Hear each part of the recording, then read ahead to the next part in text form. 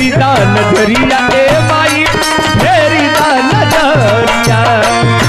फेरी दा नजरिया ए माई फेरी दा नजरिया हो नहीं नरियल सुनरिया नहीं धूप हो नहीं नरियल सुनरिया नहीं धूप हो नहीं नरियल सुनरिया नहीं धूप हो नहीं नरियल सुनरिया नहीं धूप हो मन पाप तिरवे ममाई क्या स्वरूप हो मन दिलवे में माई क्या स्वरूप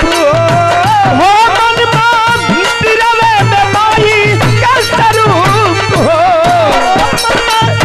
दिलवे में माई क्या स्वरूप अरे आधा छाती रोज खुले ले अरे आधा छाती रोज खुले ले भोरवे तोहर के बरिया अरे आधा छाती रोज खुले ले भोरवे तोहर के बरिया फेरी दा नजरिया ए माई फेरी दा नजरिया फेरी दा नजरिया ए माई फेरी दा नजरिया और पीरावादिनी हंसवाही स्वर में भरा लहरिया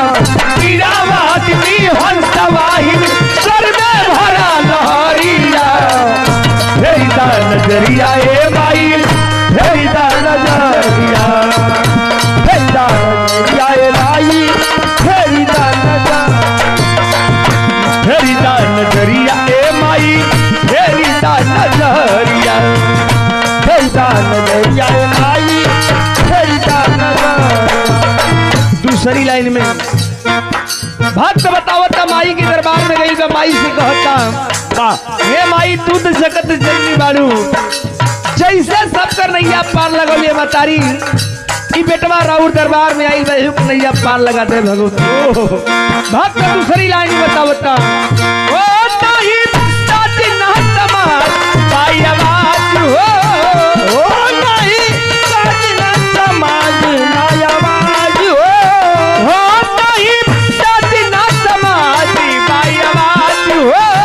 ओ नहीं साजना समाज ना आवाज ए माई रख ले तू बेटावा के लाज हो ओ माई रख ले तू बेटावा के लाज ए माई रख ले तू बेटावा के लाज हो ओ माई रख ले तू बेटावा के लाज और घेर घेर के बरसा और घेर घेर के बरसा जैसे बरसल हो बदरिया और घेर घेर के बरसा जैसे बरसल हो बदरिया फेरी दा नजरिया ए माई फेरी दा नजरिया फेरी दा नजरिया ए माई फेरी दा नजरिया और पीरावादिनी हंसवाही स्वर में भरा लहरिया पीरावादिनी हंसवाही स्वर में भरा लहरिया फेरी दा नजरिया ए माई फेरी दा नजरिया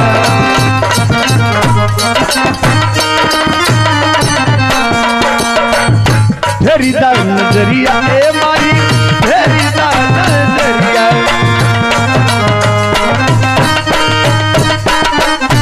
आखिरी बंद में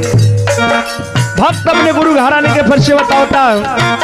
वंदना का मतलब कि रात भर वंदना की वंदना हो सकेला आखिरी बंद में भक्त गुरु घराने के फर्श बताता कैसे हो मालिक जगदीश तो है के पुकारे ला ओ मालिक जगदीश तो है के पुकारे ला हो मालिक जगदीश तो है के पुकारे ला ओ मालिक जगदीश तो है के पुकारे ला ए माई जोगी रही निहार ला ओ माई जोगी रही निहारे ला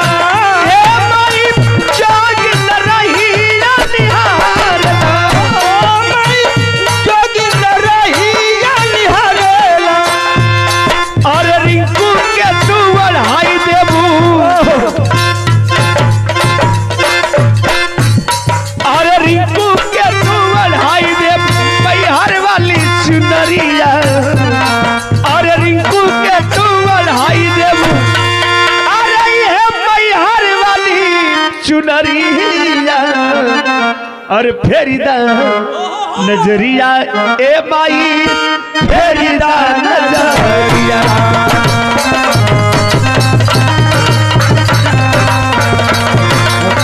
नजरिया